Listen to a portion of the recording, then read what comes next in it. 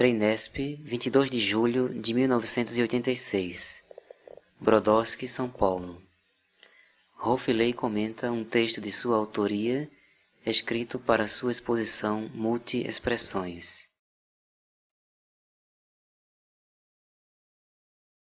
A introdução de multi-expressões. Acho que vou lê-la em pé. Tão longe, não dá.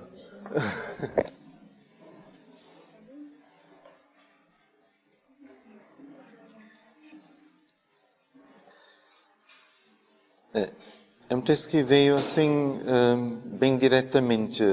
Não escrevi e risquei e retomei no outro dia, mas veio assim dentro de 2 horas. Acho que veio mais fluindo do que eu vou ler agora.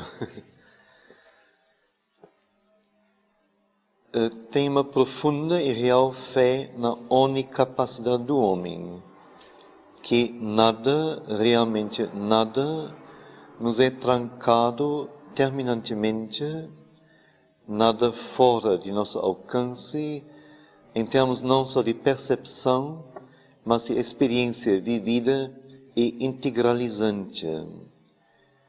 Que então, em outras palavras, tudo nos é possível. Ou, mais explicitamente, creio, sei que há em nós uma possibilidade para qualquer coisa. Quer dizer, um poder de sensibilidade, de percepção, de aproximação e relacionamento, de penetração e compreensão, assimilação e aquisição, de posse e mesmo integração em nosso próprio ser e existência para qualquer elemento ou partícula constituinte deste mundo e de outros mundos, de qualquer espécie, natureza, dimensão, qualidade, formato, duração, grau de intensidade, de luminosidade, de velocidade, etc. Nada, realmente nada, fora de nosso alcance. Então, leia mais uma vez para fazer sentir. Então, tem uma profunda, real fé. O que seria fé? Como nós podemos definir fé?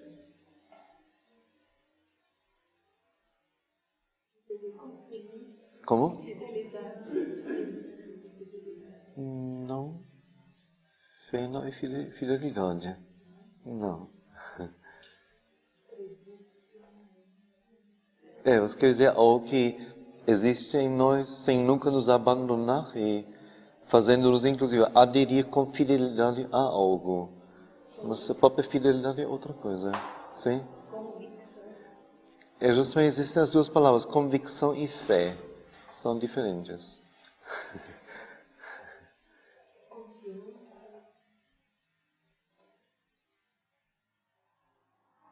Não. Como? Não. Embora a palavra crença seja mais reservada para já para quase confissões, não, de determinada espécie, mas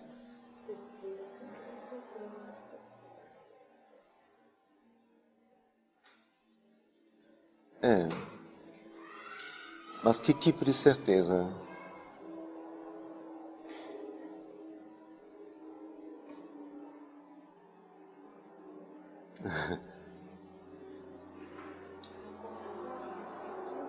Como? Uma que não pede comprovação, né? Ela é. Sim.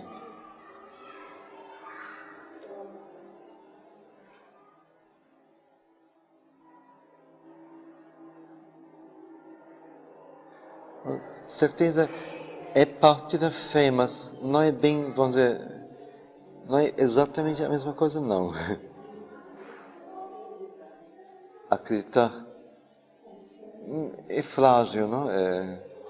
Porque você acredita em alguma coisa e uma outra pessoa diz uma outra coisa, aí você diz, eu me enganei, ou não foi certo mesmo e me convenci de que é outra coisa. De algo, mas um conhecimento que não precisa de comprovação, não precisa de argumento, não precisa de base.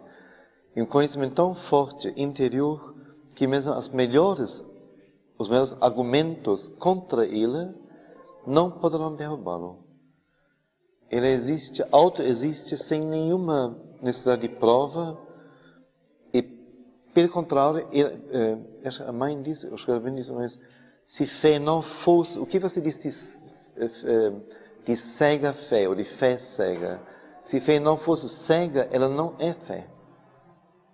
Então, se você vê a coisa, se convence que é assim, e pelo argumento você sabe que é assim, já não é mais fé. A fé é justamente aquilo que você possui como que automaticamente, instintivamente ou espontaneamente, sem você nem saber explicar. Mas é um conhecimento, você sabe que é assim, ou sabe que tem que ser assim, ou sabe que isso existe. Se não tem, o seu raciocínio diz absolutamente, mas a fé diz, não, é isto. Contra você mesmo, eventualmente. Isso não é só religioso, vamos dizer, o cientista, ao ver alguma coisa em direção à qual ele agora vai começar a se colocar a caminho com suas experiências, pesquisas, indagações, ele tem fé naquela coisa, ele não sabe o que é e não tem nada em mão que possa comprovar isso a ele. Ele trabalha até chegar lá, mas é uma fé que o sustenta. Eventualmente contra o mundo. E justamente quem tem fé se deixa antes queimar e antes despedaçar do que desistir de sua fé.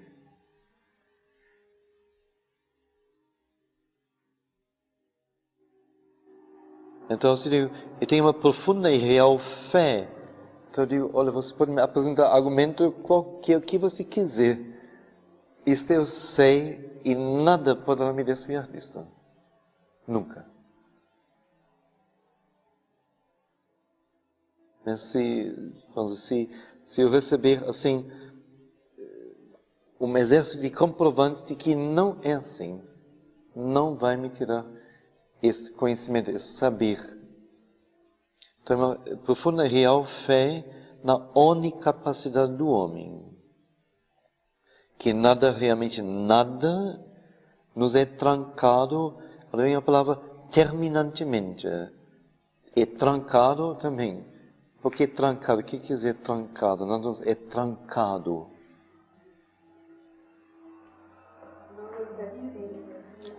O contrário de trancado é aberto.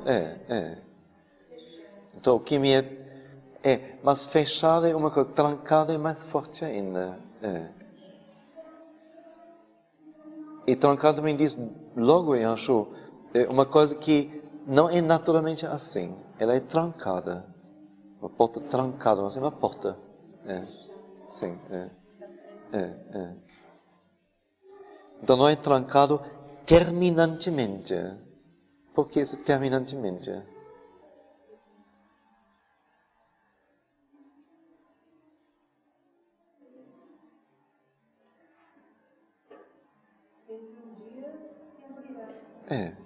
Quer dizer, isto não é o próprio estado da coisa, não é a própria natureza.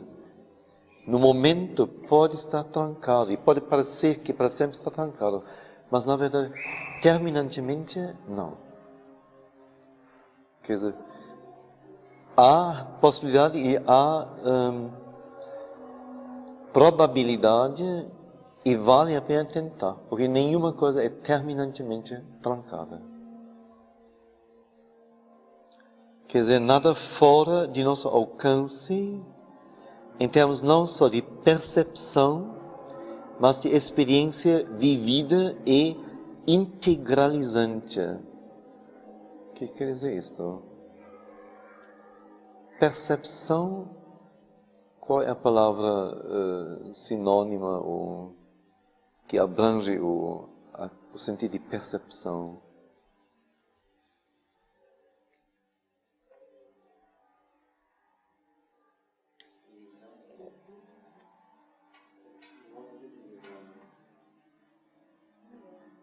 Mas a percepção não diz que seja visão mesmo. Pode ser visão, mas pode ser também uma percepção de outra natureza, não? A percepção auditiva, a percepção, mas pelo tato, a percepção pelo pensamento, inclusive, não é? Vontade? Notado, sim. Qual é a faculdade nossa que zela pela percepção, por excelência? No plano físico. Temos só percepções físicas? Mente. Você não tem nenhuma percepção mais sutil, interior? É a mente que tem essa. Qual é o termo mais geral, mais básico? Como? Intuição. Eu posso ter uma percepção intuitiva, mas posso ter uma percepção grosseiramente sensorial. Não necessariamente.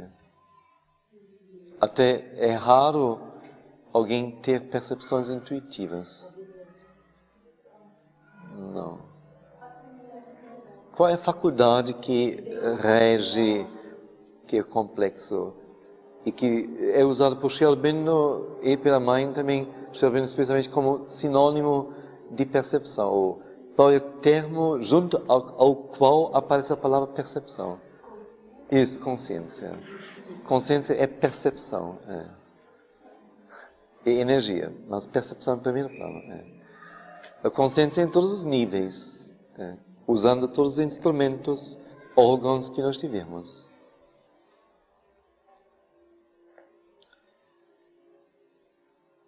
Então, nada nos seria trancado terminantemente, nada fora de nosso alcance, em termos não só de percepção, mas de experiência vivida e integralizante. Se ouve isso, de um lado percepção, do outro lado experiência vivida, experiência integralizante. Será que é dito com isto que percepção e experiência vivida não se correspondem normalmente, ou não necessariamente, ou nunca, ou como é? O que eu percebo, eu não vivo também?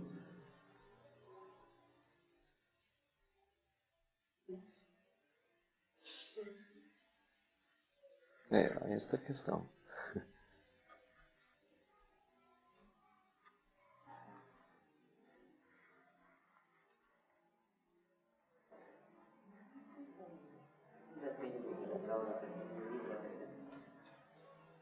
Não. Do nível de percepção, não. De uma percepção mais profunda, não incluiria já só.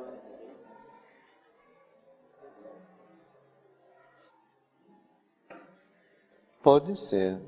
Inclusive, você pode perceber as suas próprias vivências, é uma possibilidade. Mas você não percebe só isto. Você pode perceber a vivência de uma outra pessoa. Você percebe.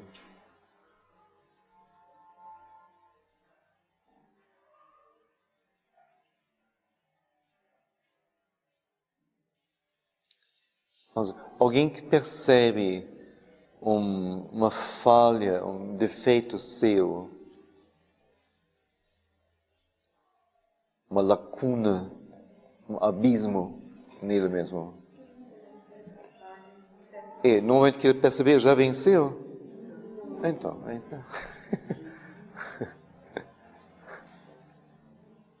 Ou ele percebe, vamos dizer, a verdade suplamente. Então, alguém, por acaso, aqui percebe a verdade suplamente. Ele já tem posse da suplamente. Já integralizou no ser.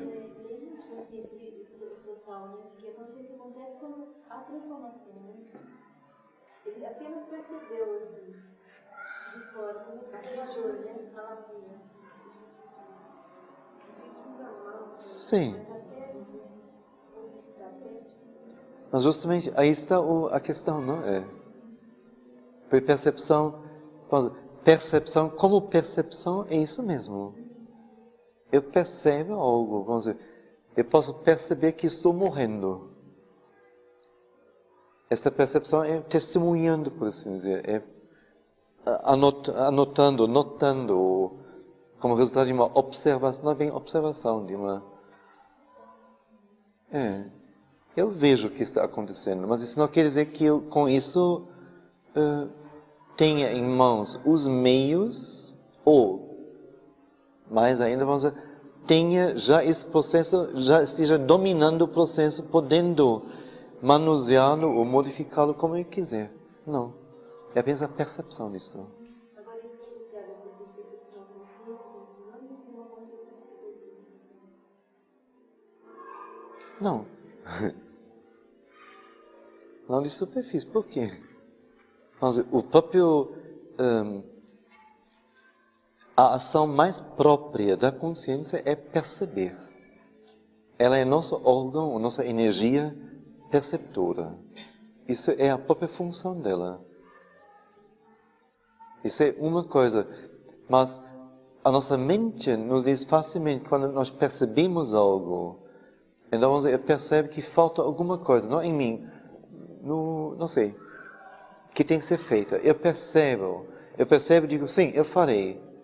Mas eu não calculo que, na verdade, eu ou não tenho tempo, ou não tenho força para isso, ou não tenho habilidade para isso, ou, na verdade, não tenho vontade alguma de fazer isto. Ou, na verdade, eu nem quero que seja feito. Mas eu digo, não, eu posso fazer, faço, eu assumo a coisa. E a coisa não será feita. A percepção foi correta, foi certa. Só que não tive percepção de mim mesmo, de minha própria habilidade, não habilidade, maturidade, não maturidade, vontade, não vontade. Mas a coisa percebi.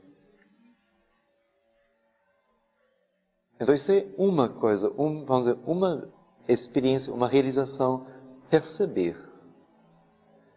Quanto mais trabalhada a consciência, tanto mais acurada, tanto mais precisa, tanto mais detalhada, minuciosa, objetiva a percepção.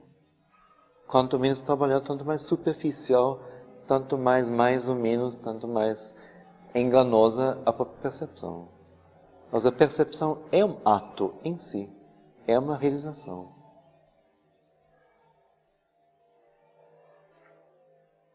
E para nós, normalmente, ela não corresponde ao nível de realização.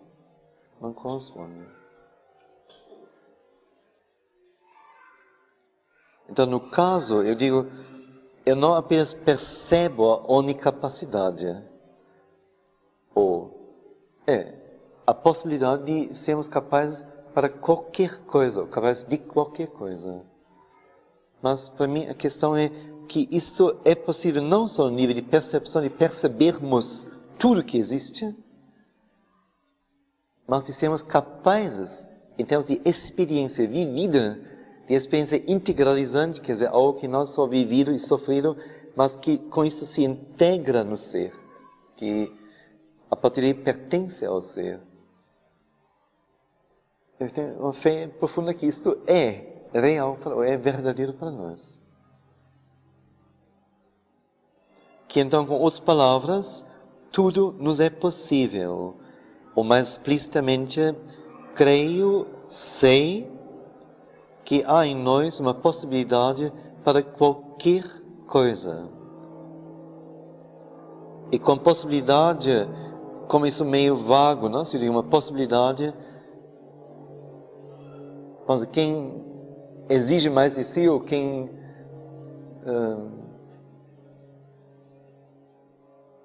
toma tudo como real, mesmo a mais leve dica, se ele ouve que tem possibilidade para tal, então ele já vai começar a refletir, a sentir, a se perguntar como, em que termos, com que meios, até que medida, em que intensidade tenho eu uma possibilidade para tal coisa. E outro diz, bom, possibilidade e daí? e nem se abre, nem se interessa. Então, eu traduzo possibilidade, digo, quer dizer, cada um de nós tem para qualquer coisa um poder de sensibilidade, que nós somos como que temos sensibilidade para tudo, para qualquer coisa. Sempre partindo daquilo que a pessoa até então é. Então, vamos dizer, ela é insensível, não sei, a coisas mais sutis, ou insensível a, vamos dizer, problemáticas intelectuais de alta espécie, ou insensível em relação, não sei, a sujeira, por exemplo. Não toca ela, não toca. Está suja, e daí? Não me interessa, não me toca. Por coisas desse tipo. Então, na verdade, são sensibilidades trancadas, acorrentadas. Todas elas podem ser libertadas ou postas em ação, a serviço. Então, seria um poder, aí usei o termo que a mãe aplica tanto, né? Do poder de aquisição, do poder de sensibilidade, poder de percepção, poder de aproximação e relacionamento com aquela coisa, qualidade, poder de penetração nela e de compreensão, poder de assimilação, agora já vai para mim, e de aquisição, então, consequentemente, de posse e mesmo de integração. Posse, vamos dizer, a coisa é diferente de mim, mas eu a adquiro e a possuo. Se eu a integrasse em meu ser, ela teria que deixar de ter uma substância diferente, um formato diferente, ela seria inserida em meu ser. Ela integra meu ser. Seria a última forma mais intensa e mais profunda de estar unido a algo. De realmente isto integrar nosso ser. Não mais duas coisas que se unem, mas uma coisa só.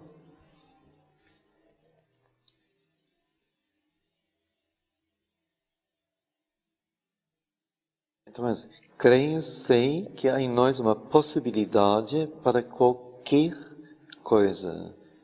Quer dizer, um poder de sensibilidade, de percepção, de aproximação e relacionamento, de penetração e compreensão, compreensão de dentro, assimilação e aquisição, de posse e mesmo integração em nosso próprio ser e existência para qualquer elemento ou partícula constituinte deste mundo e de outros mundos, de qualquer espécie, natureza, dimensão, qualidade, formato, duração, grau de intensidade, grau de luminosidade, de velocidade, etc. Então, uma enumeração meio assim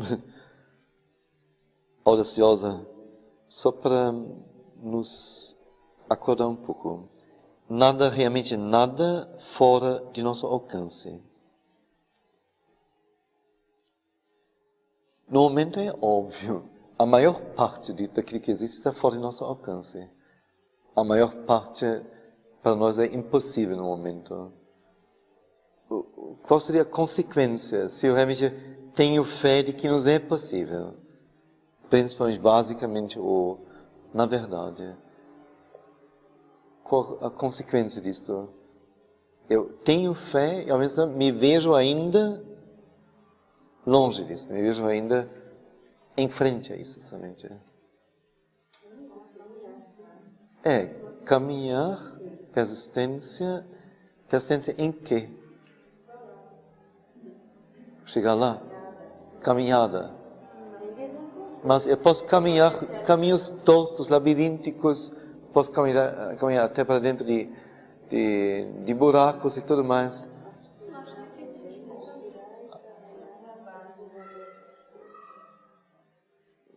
Mas é o meio, aspirar trabalhar, mas o que tem que ocorrer comigo? Transformação em que sentido?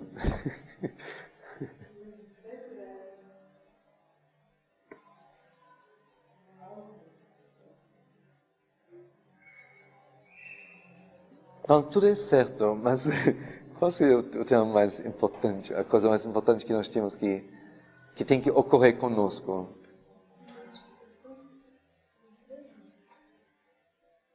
É um meio, eu me identifico, a partir de eu conheço a coisa, eu posso assim me aproximar, posso tentar me relacionar, etc. É crescimento, não? Nós temos que crescer imensamente, bem simplesmente. E se é através de entrega, ou através de identificação, ou através de outra coisa, não importa, mas crescer. Crescer.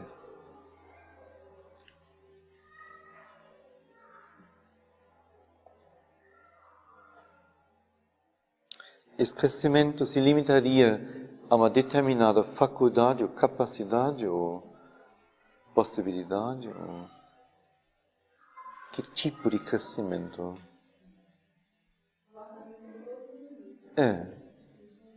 Em todos os sentidos, em todas as direções, não? Qualquer coisa.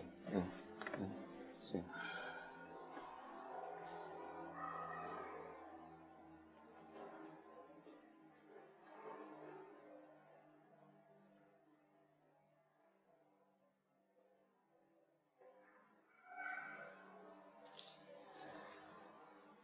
Mas, digo, naturalmente não existem a cada momento as condições para tudo se realizar e o tempo, com maiúscula, é uma poderosa presença em tudo.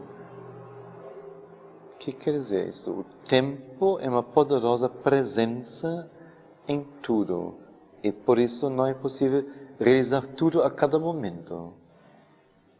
Por que o fator tempo agora aqui?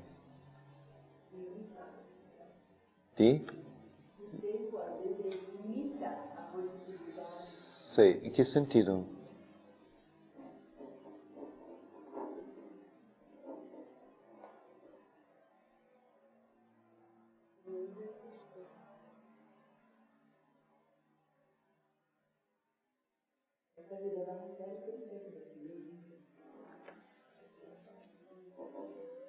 Mas o que quer dizer isto?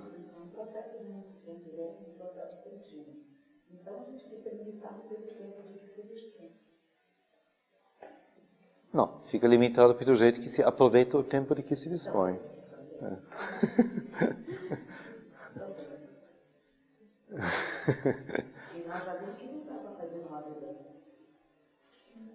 Não. Que confissão é essa?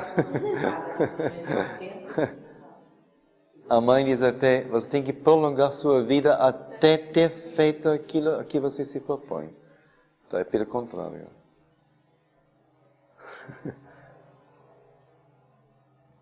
Mas, no entanto, o que quer dizer o tempo? Mas, justamente, a maturação nós podemos intensificar e promover de maneira mais rápida, mais direta. Eu escrevi em A Vida Toda é Yoga, né? Ele diz assim muito claramente que o sentido do yoga é justamente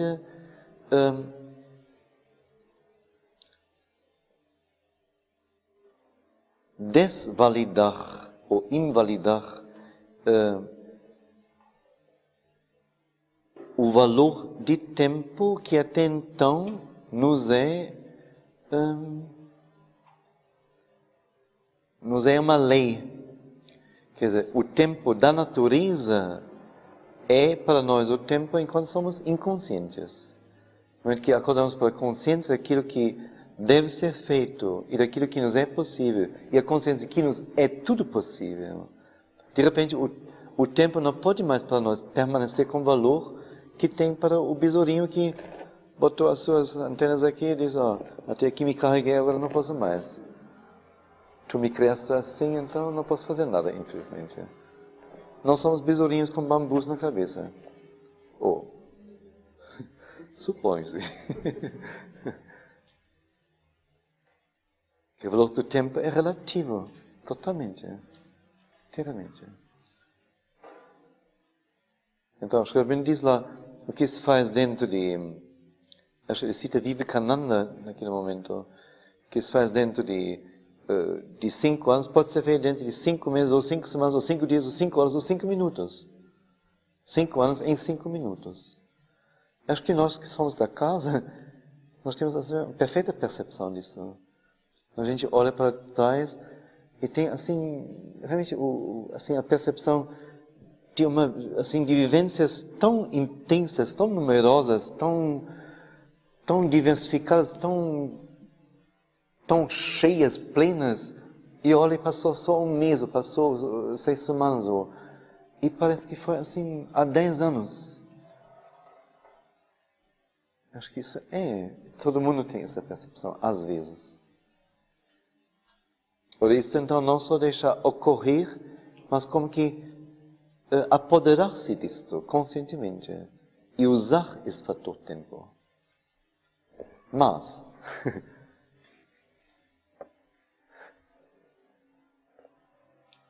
então, dou uns fortes exemplos aqui.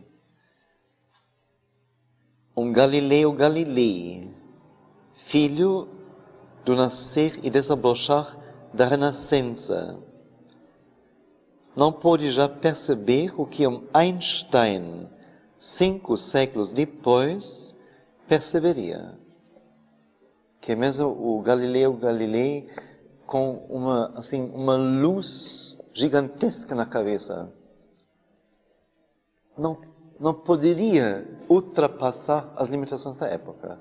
Leonardo da Vinci ultrapassou, ele traçou o primeiro avião, ele traçou o primeiro navio submarino, ele fez máquinas e tudo mais. Mas tudo, vamos dizer, vendo as realizações exteriores, tudo primitivo, quer dizer, o tanto que ele podia avançar para além de sua época. Isso é só, vamos dizer, eu diria, dos meios materiais, dos conhecimentos materiais, físicos, científicos da época. Um tanto se pode, mas só um tanto.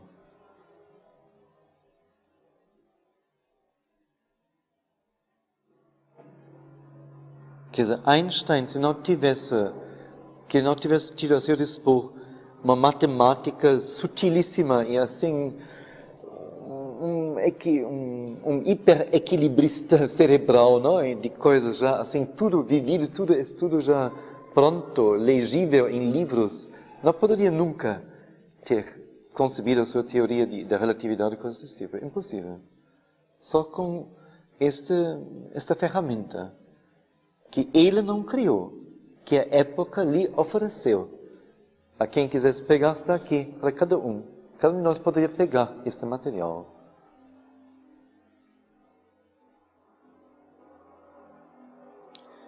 Ou então Platão dizer o que 2 milênios e meio depois Sri Aurobindo vê e diz.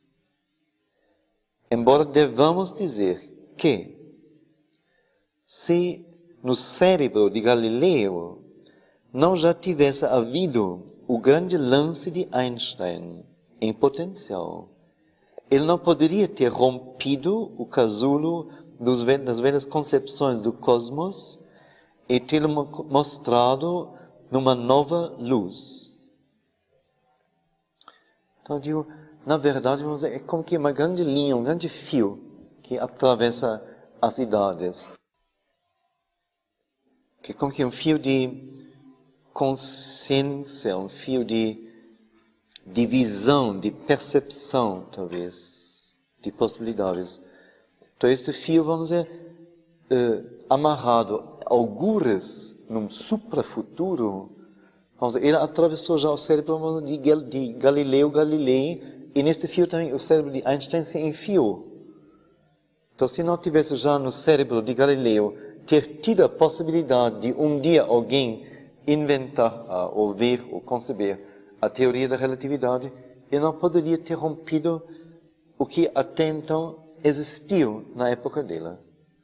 Que só para ele se ligou, a mãe diria, às energias do futuro, ou ao futuro da Terra, Com isso, ele podia dar, vamos dizer, o passo que no momento foi possível dar para fora do mundo antigo, por assim dizer. Isso me parece... me lembro agora, a mãe fala sobre isso, não? Quando ela diz... fala sobre conhecimento e diz que nós não devíamos nos acorrentar e colocar pesos de ferro em nossos pés, querendo saber o que se passou, como as coisas foram, a história da Terra, a natureza da Terra e tudo mais que se sabe. Mas o importante é ligar-se ao futuro da Terra. Porque o futuro já existe. Ele já existe. Somos nós que estamos em busca dele, para descobri-lo, para ir de encontro a ele. Então, se nós nos relacionamos com ele e como que deixamos-nos puxar por ele, então nós vamos sair das limitações. E se nós ficamos, pelo contrário, voltando essa energia para trás, para reafirmar, colocar em nossa bagagem o que os passados descobriram, nós mutilamos nossa energia enquanto que se lançar para frente, em direção ao futuro. Não sei se está claro.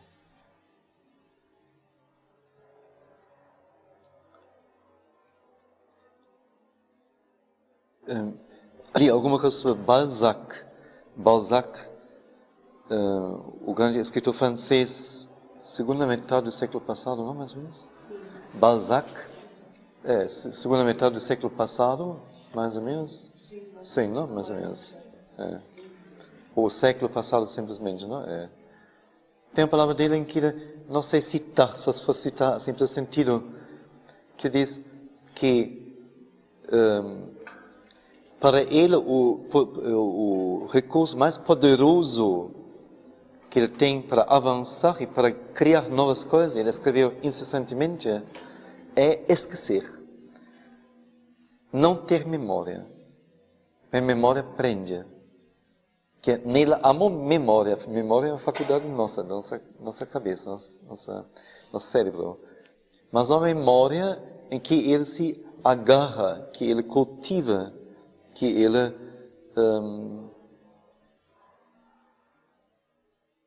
aqui ele está aberto, mas pelo contrário, ele avança e esquece. Isso aconteceu, se desprendeu dele.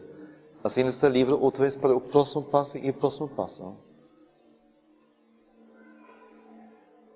Perto daquilo que a mãe diz, não? Deixe passar para trás, sacudir o passado como uma poeira de si, não? É tudo a mesma linguagem.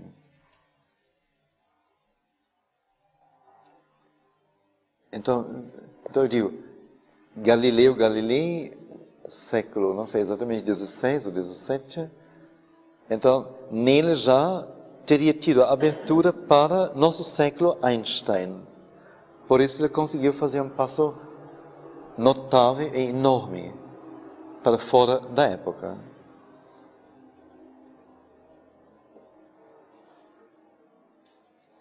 Assim como se a incomensurável totalidade da obra de Sri Aurobindo não tivesse já incitado, como acontecimento ainda velado do futuro, a dimensão e ser e capacidade cerebral de Platão, este não teria podido desdobrar o grande fôlego de sua visão de humanidade, mundo e espírito.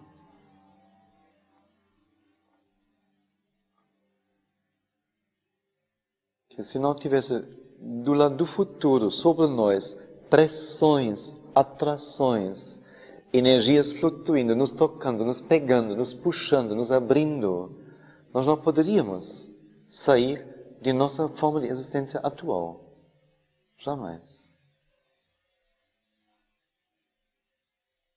A visão de Sri Aurobindo também do mundo, dos planos, ele diz, se não tivesse os outros mundos, ou planos de consciência, pressionando sobre a Terra, como que evocando,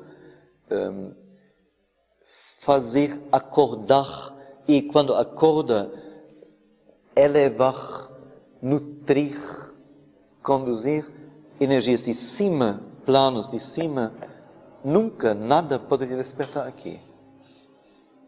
Seria tudo incapaz.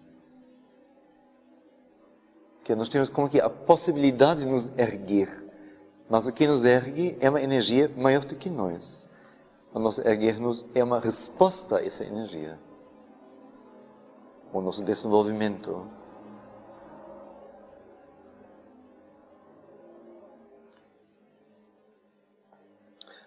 A supramente, a gente leu justamente as duas coisas, não?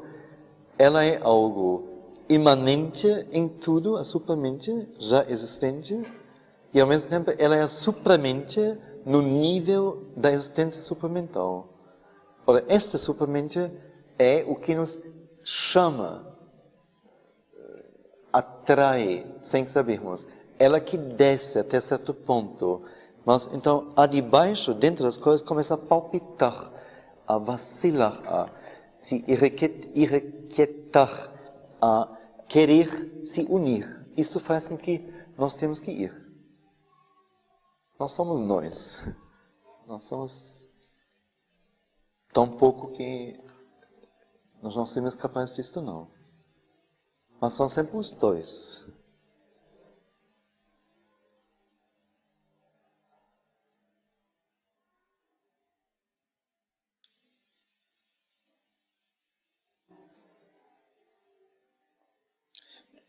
Nesse sentido, eu sinto assim, como se a noção de passado se mudasse de repente.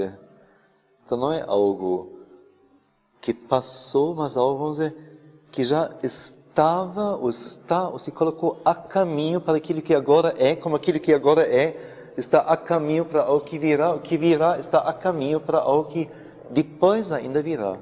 Mas tudo é um único movimento, como que um único ser, sempre a caminho, sempre em direção ao objetivo. E não importa como que nação, ou pessoa, ou tipo de obra, nada. Só este movimento que vai indo e que vai cada vez mais se aproximando daquilo que deve ser alcançado. E um apoiando, um atrapalhando o outro. Porque tem mais que pesam do que puxam, não é? Na frente. Então, passado não seria, não abandonar, né? Ele foi puxar uma escada,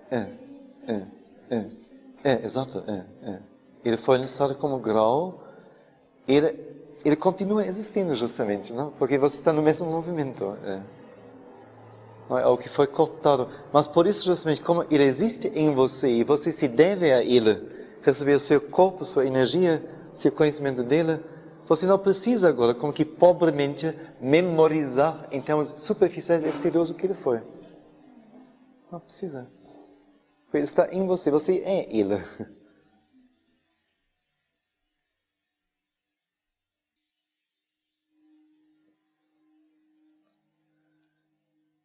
Quanto a nós, após em cada um, não somente o papel de herdeiro, a estocagem e enorme relato de tudo o que já se passou. Cada um de nós é este herdeiro do cosmos inteiro. Vamos dizer, do ponto em que o cosmos nesse momento está. Cada um de nós tem esta herança enorme. É dele, está nele. Mas há no útero das possibilidades da existência e ser de todo contemporâneo, que não de, como a mãe diria, uma elite, mas de todo contemporâneo, o super-homem, a supra-inteligência, uma supra-capacidade para tudo.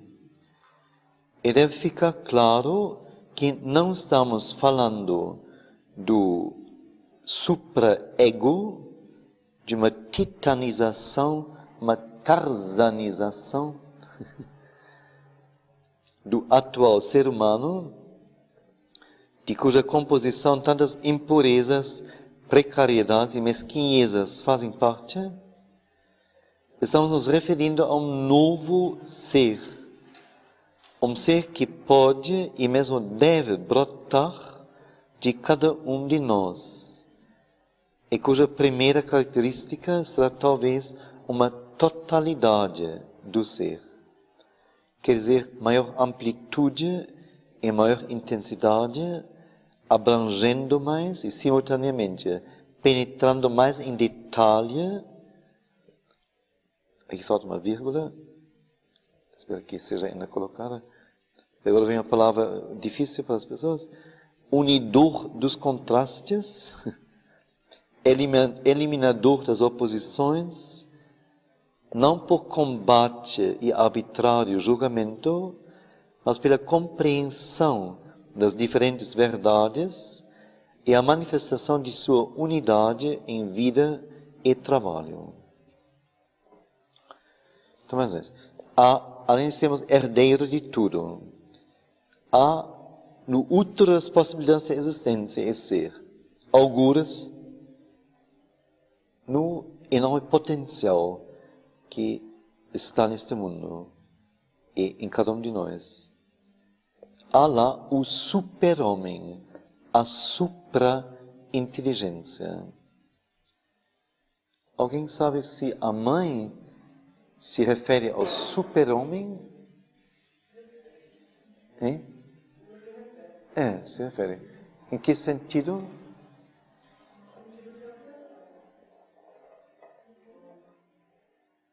Não sei se seria ampliação. Somente, vamos dizer.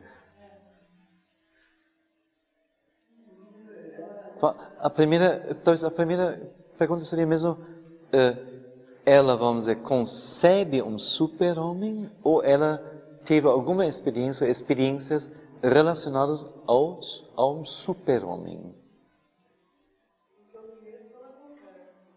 Sim. Alguém sabe mais? E Bárbara?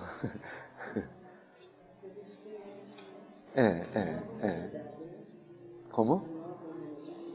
Não, com o super-homem, a consciência do super-homem. No momento seria um pioneiro, não é? Que no momento é um ser que fisicamente não existe ainda, mas que, no entanto, existe. Por exemplo, quando eu estive no ashram eu sempre toco esse ano, de 69 para 70, me parece. Ela teve, exato, de 69 para 70. Eu tive na noite do Ano Novo a experiência da consciência do super-homem, como uma luminosidade, uma luz dourada, descendo, envolvendo-a durante muitas horas. E a partir daí ela procurou poesias de Sri Aurobindo. Eu tinha certeza de que havia uma poesia de Sri Aurobindo, ou parte de poesia, que falavam desta experiência que ela teve. E pedi ao pessoal para procurar. Então todo mundo procurou. Eu participei assim, estava muito, não na procura diretamente, mas do processo, porque estava assim, ligado às pessoas lá. E foram apresentadas a elas várias propostas. Mas ela sempre olhou a poesia, ou o que for, disse, não isto, não, diretamente. Até que uma determinada pessoa, um francês, com quem na época me relacionei muito diretamente, apresentou a ela trechos de Savitri, fez uma seleção de Savitri. Eu disse imediatamente, é isto. E nesta ocasião, então, ela sempre, quando ela, vamos dizer, vê algo, ou recebe algo, todo momento ela vai para dentro. E, a partir daí, ela diz mais coisas. Então, ela alguma coisa se abre. Então ela disse na época, eu vejo dança. E quando eu vi disto, então,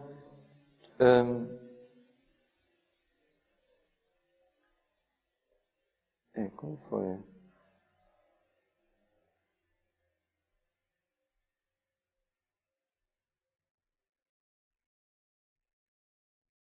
Eu não sei mais agora a coisa concretamente, como se formou a ideia de um espetáculo mesmo. Eu perguntei se eu podia realizar esta dança. Pedi para a pessoa que me relatou isto, perguntar a ela se eu podia realizar esta dança. E ela disse que sim. E isto culminou, aí me falta agora a memória mesmo. De que maneira isso foi? Culminou na montagem do espetáculo em direção a uma nova consciência. Que realizei no ashram com o grupo de teatro do Sri Aurobindo Ashram. Então ela me mandou como primeira coisa, ela me pediu para primeira coisa, compilar texto de Savitri como base, que ela aprovaria com base do trabalho. Então isso eu fiz e tive depois com ela um encontro e ela aprovou esta seleção que eu fiz. É a seleção que tem em Savitri certeza de um dia espiritual. É exatamente esta seleção. E a seleção depois foi a base do espetáculo, que no ano novo do próximo ano eu voltei ao Brasil, em 70, abril de 70, preparei aqui a minha dança e dei instruções de como trabalhar com o grupo de teatro aqui. Foi a Svetlana que na época trabalhou. E voltei em novembro e me uni ao pessoal e nós depois montamos um espetáculo. Para a noite do ano novo, um ano depois da experiência da mãe. Isso foi em direção à nova consciência. E esses textos foram na época lidos pelo grupo de teatro do Sri Aurobindo Ashram. Então, de certo modo, nós todos temos a ver com isto. Assim, bastante. O material que temos aqui não é material casual, não. É todo material de vivência mesmo, de vida mesmo. Exatamente. Então, ela teve essa experiência do super-homem, da consciência do super-homem. E com isso praticamente é tudo dito. Quer dizer, não seria um Tarzan, quer dizer, o homem muscular e físico, o esportista gigantesco, ou alguma coisa de titanização de intelecto, de capacidades humanas comuns, ou do ego especialmente. Nós teremos uma nova consciência. Mas justamente, super-homem quer dizer possível ao homem. Senão, não pode ter o termo super-homem. Então seria um novo ser. Mas ser super-homem quer dizer, é o próximo grau depois do homem. É o próprio homem levado a uma realização maior. Em termos de consciência. De consciência.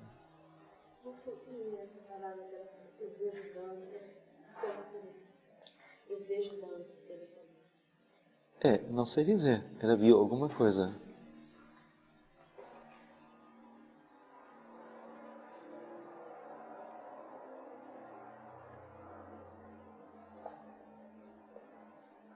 E foram as danças desse espetáculo, na época elaborei coreografia ainda, não foi espontâneo. Foi ainda a minha maneira de dançar. Foi isso que mostrei a ela no quarto dela depois. Foi feito um encontro e ela assistiu às danças lá. E foi nesta época que ela me perguntou se eu estava dançando espontaneamente. E foi este momento que mudou toda a minha direção. A partir daí, dancei só espontaneamente, deixei toda a coreografia cair. Então é tudo assim, bastante vivido, bastante significativo. Então toda a nossa maneira de, vamos dizer, a maneira que mostra a vocês, ou que incita em vocês de dançar, de se movimentar, tudo se deve a isto. Realmente. A capacidade estava em mim, sempre improvisei bem. Mas nunca levei isso uma atitude absoluta e exclusiva. Só ela tocando.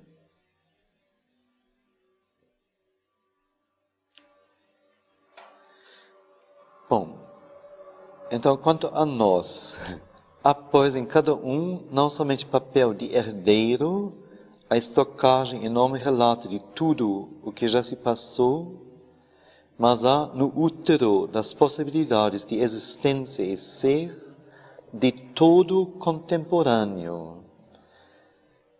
Se eu digo existência e ser, por quê? Há uma diferença? Existência e ser. Por que a diferenciação, a distinção?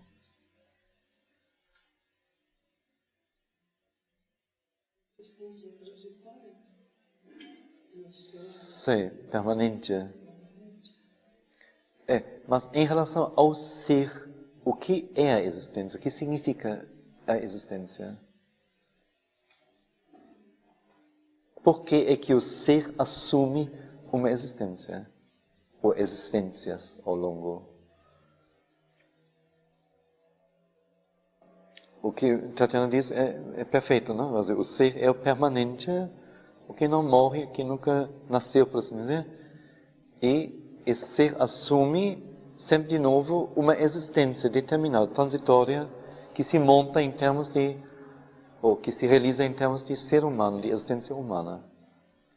Por que assume a existência? Ou por que fazer uma distinção então entre existência e ser?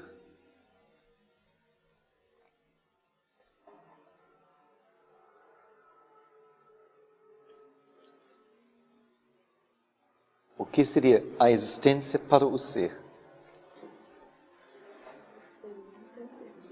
Experiência. Sei, mas só de experiência.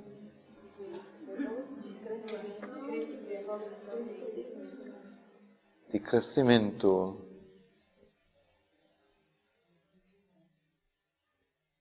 Para que possa haver o crescimento, a experiência, o que seria importantíssimo, o que o ser tem, o que tem que acontecer em relação ao ser, o que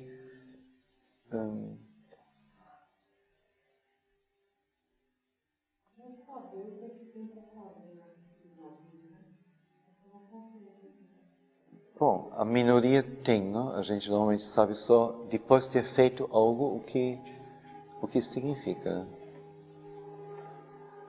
Isso, esse ponto também, ao meu ver, não seria o mais importante. Em minha vida, toda esta colocação cheia na mãe não leva a uma vida de meditação, contemplação e cada vez mais se incapacitar para a vivência existencial, para realizar em termos de vida, de trabalho, de ação, de realização dinâmica, como eles dizem, o que dentro de nós existe e brota, mas pelo contrário. Sim. Então, por que esta questão? Então, o que significa existência para nós? Que valor tem ela? Por que é importante não se retirar dela e ficar somente mergulhado em si e se desinteressar, que é perder o interesse pelo viver, pelo trabalhar, pelo se relacionar, pelo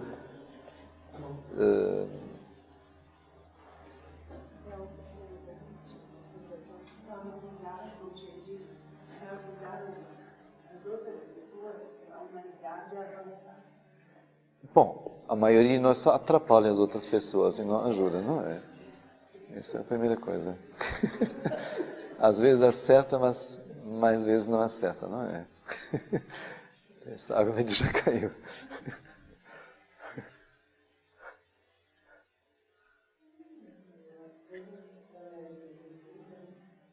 Hein?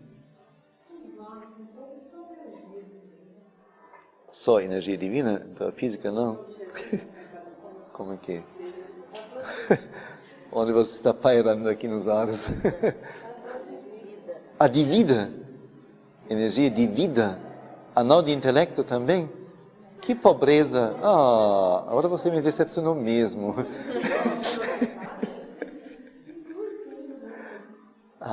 Não tão automaticamente não, senhora. São domínios diferentes.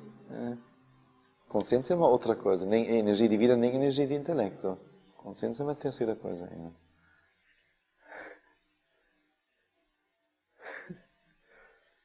Por que é importante a existência?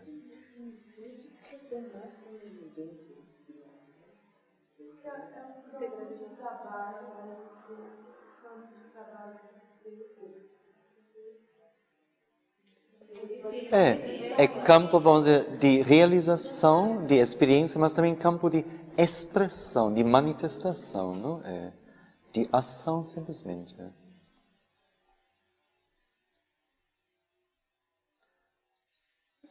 A mãe diz tão claramente, é um texto assim, antiquíssimo, numa Ananda assim, já do milênio, assim, 6 antes de Cristo, não? Lá já escreveu-se lá. Bem antiga mesmo. Antes dos Vedas já, não? Estava na Ananda. Quando a mãe diz, se você tem alguma experiência de realização interior, ponha ela em prática. Só se ela resistir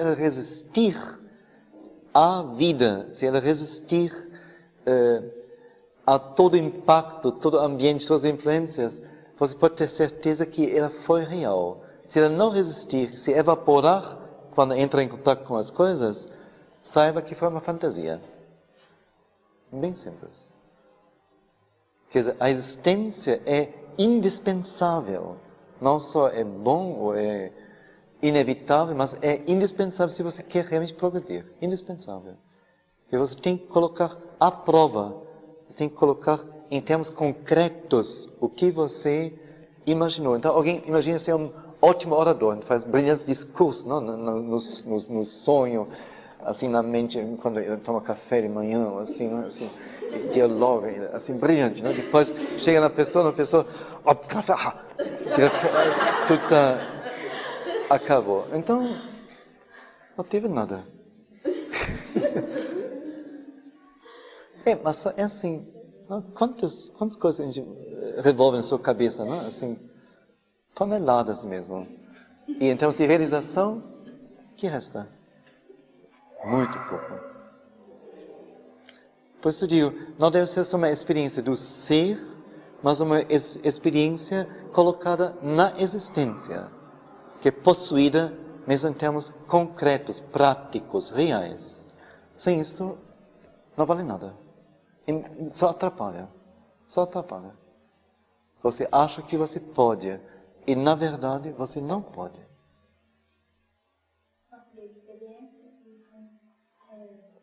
Existência. E fim? É tudo ligado com... Sim.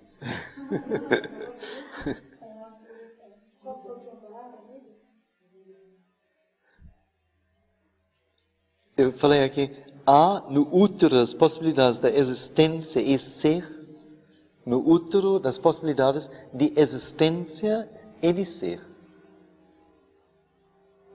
Quer dizer, eu não posso sentir e saber e dizer é-me impossibilitado, é-me impossível realizar isso exteriormente. Não existe a possibilidade. Ela existe. Mas você não é capaz de descobri-la ou de... não tem a intensidade, não tem a verdade consigo tão profunda, tão total, que isso possa se tornar realidade. Aí está a Flávia. O super-homem, o supragravador, a supra-inteligência, uma supra-capacidade para tudo. E deve ficar claro que nós estamos falando do supra-ego, de uma titanização, uma tarzanização do atual ser humano, de cuja composição tantas impurezas, precariedades e mesquinhezas fazem parte. Quer dizer, tem muito em nós que tem que ser posto para fora, ou transformado, ou deixar atrás mesmo.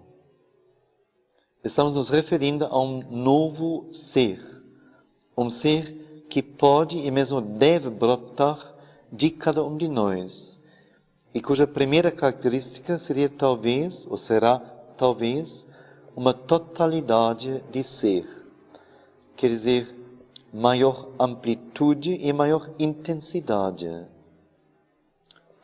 Porque se é necessário com uma maior amplitude, também maior intensidade. Teria alguma relação entre os dois fatores? Amplitude e intensidade? Por quê?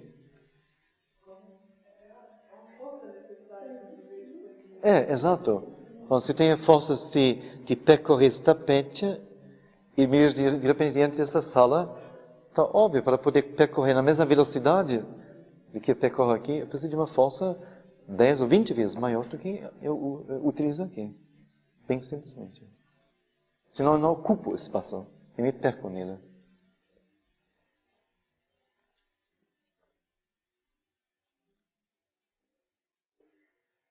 Abrangendo mais e simultaneamente penetrando mais em detalhe. Quer dizer, porque abranger mais facilmente é abranger com que sem compromisso. Só cabe mais. Mas não tem a capacidade de perceber, penetrar, possuir em detalhe. De realmente estar em posse das coisas, mas só um geral, abraçar ou conter. Uma massificação apenas. Ele seria unidor dos contrastes, eliminador das oposições, não por combate arbitrário e julgamento, mas pela compreensão das diferentes verdades e a manifestação de sua unidade em vida e trabalho. Que não seria uma nova teoria, um novo filosofema, uma nova coisa falada, mas se é necessário manifestar isso em vida e em trabalho. O novo ser terá antes uma multi-adaptabilidade. Nós encontramos a palavra adaptabilidade nas últimas leituras. Alguém está lembrado? Do homem supramental, do ser supramental. Não, acho não da supramente, acho do ser supramental, não é? Sim. Exato, plasticidade e adaptabilidade. Uma já vem a palavra, supraplasticidade e transformabilidade. O que quer dizer transformabilidade?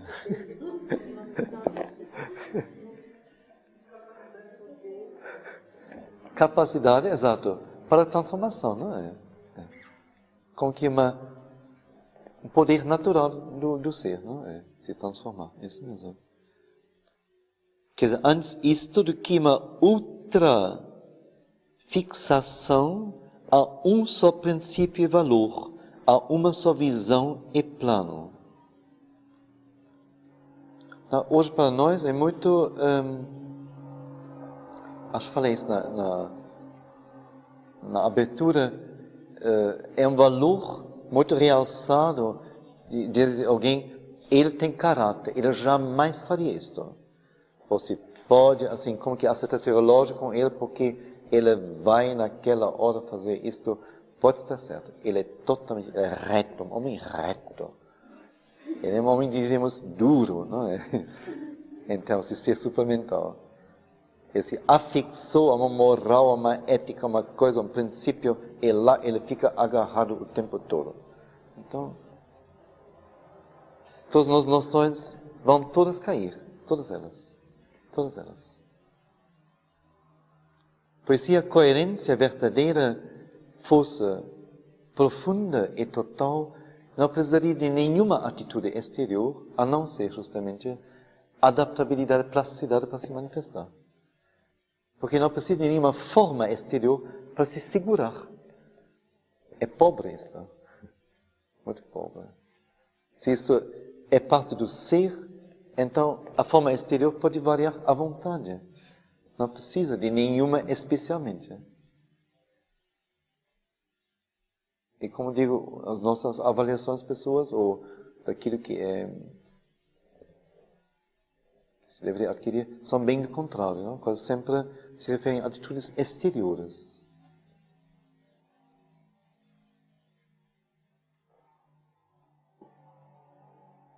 Então é em direção a isto que esta exposição, multi-expressão, se movimenta.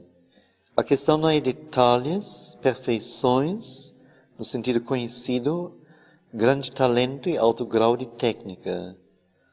O que eu vejo e o que procuro o que eu vejo e o que procura se expressar através de mim é outra coisa. É em direção a uma nova consciência, a um novo grau de força, um novo poder de conhecimento e poder de realização que me percebo indo. Como sou acorrentado ao nascimento na Europa deste século, me veio isso assim, nunca falei nesses termos, também nunca li isso realmente em Sri Aurobindo, mas é um estar acorrentado, é óbvio. Vamos dizer, Michelle nascendo como filha de Isis é ser acorrentada, ela está acorrentada a este nascimento. Em tal ano, em Recife, como filha deste casal, que está nesta posição social e tem tais ideais, etc., ela está acorrentada, óbvio. Cada um de nós está. Óbvio.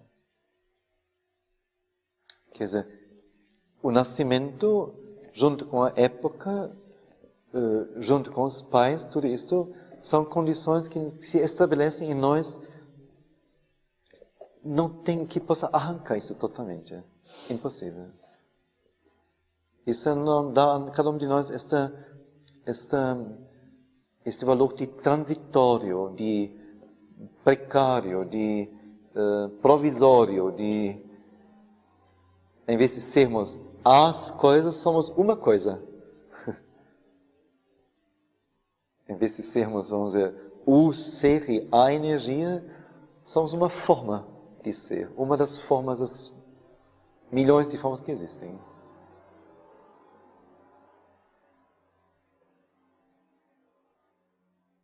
Que nisto cada um de nós recebe seus limites. E também indicação das linhas de sua caminhada. É claro, com seu nascimento.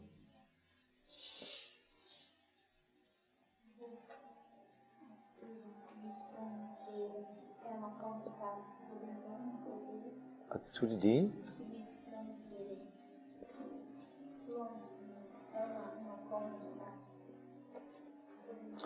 No mínimo, vamos dizer, o que é estabelecido nesse sentido vem de mais longe, não vem só a partir do nascimento.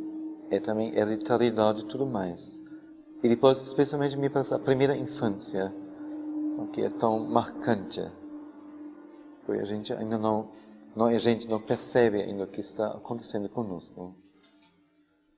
Mas, certamente, se agora Felipe está em feira, é uma maneira de já cedo, abrir o campo existencial para ele, com certeza, com certeza. Geralmente acontece o contrário. Geralmente a família faz tudo para segurar a pessoa no seu seio, não a deixa sair. Se ela consegue sair externamente, exteriormente, a ligação permanece.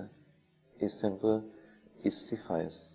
Quando a família é uma instituição enquanto a pessoa não pode caminhar sozinha, ela precisa da proteção, do alimento, do apoio, do encaminhamento, para ela poder um dia, o pássaro, assim, tão claro, não? Fica no ninho até poder voar. Mas que voa, nunca volta mais para este ninho. Nunca mais. Então,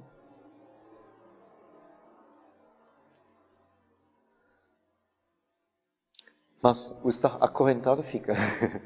Mas ao mesmo tempo é uma segurança deste mundo, não é? Não tem. Então, como sou acorrentado ao nascimento na Europa deste século, vivendo, agora vem o segundo, esse é o primeiro ponto. Segundo ponto, vivendo cercado pelas energias do confortismo, materialismo, caça de ego, sucesso e superfície, ainda não cheguei muito longe.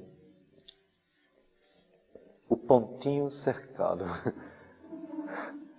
Que se vê a primeira, quando se olha aqui daqui, não? Assim, os olhos semi-fechados, cerrados, se vê só grandes manchas, não? Energias enormes. Ah, tem pontos também. Ah, deixa-me ver direito. Coitado, não? Em meio a esta coisa. Ofende esta coisa. Aí está. Que a gente vive, não?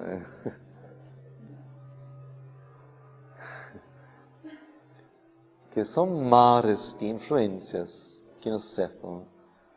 E, segundo isso, ninguém de nós tem um movimento livre. E a energia é livre.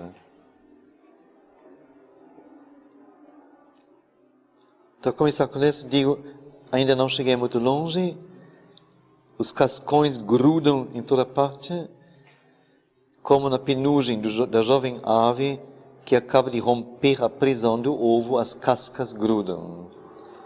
Mas asas estão crescendo, sei que o espaço da infinitude e a luz são-me destinados. Preparo-me, reúno força, busco. Em mim, o novo já é real.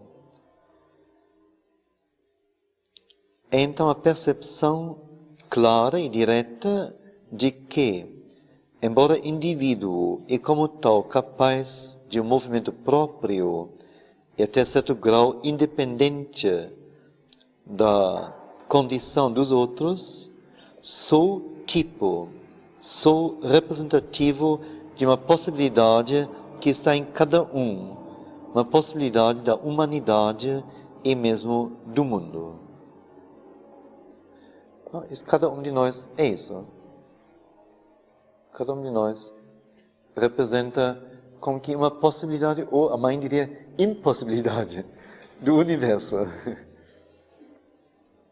E ver agora como é que nesta vida esta impossibilidade se torna possibilidade. Quer dizer, vida vivida, plena, satisfatória.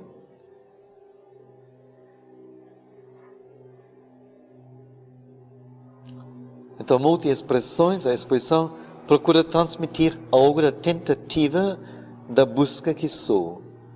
Procura incitar para uma vida de tentativas e buscas, para um querer e arrojar-se, para a fé real na riqueza, infinitude e divindade que somos. Partamos para o muito que nos é possível realizar nesta hora aqui. Partamos.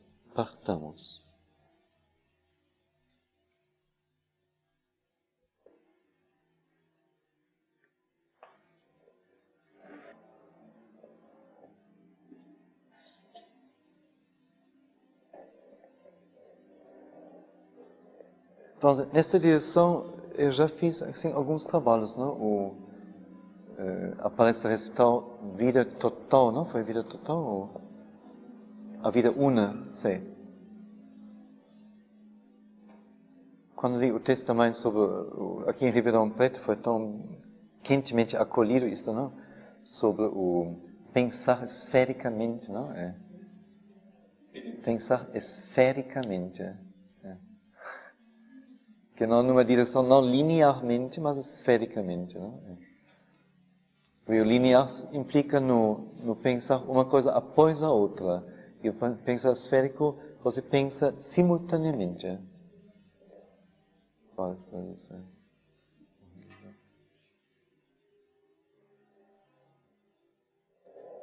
Teria alguma coisa?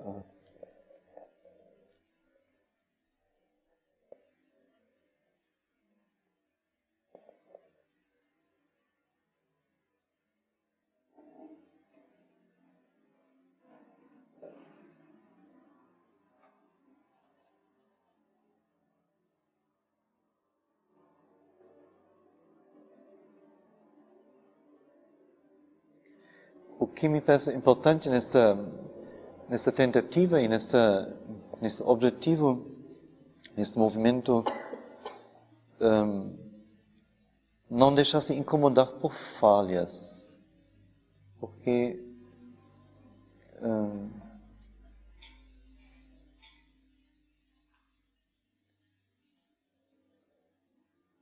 a nossa constituição, em todos os sentidos, física, energética, de saúde, inclusive, de sensibilidade, de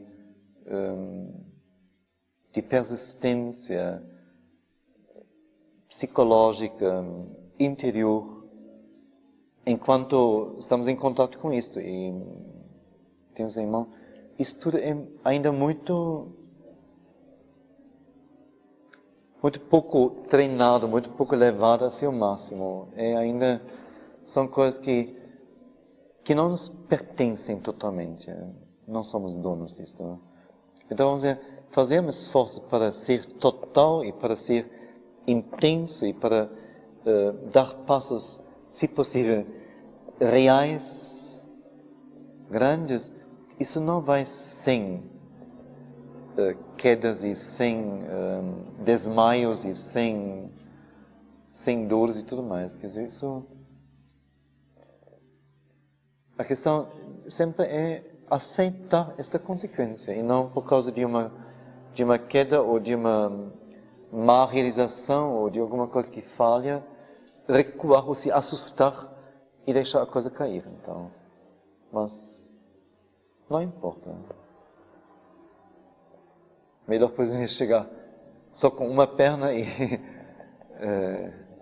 só com um olho do que ficar com duas pernas aqui e dois olhos e não ter feito nada. Exato. Mas como cada novo passo, vamos dizer, é outra vez uma colocação, um novo espaço, então o que você aprendeu antes já não serve mais para lhe dar segurança no novo espaço. Então fica assim.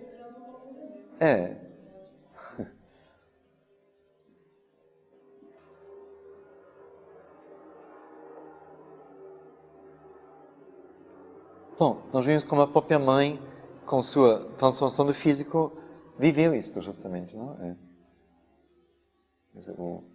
O desequilíbrio e a desordem totais mesmo do físico.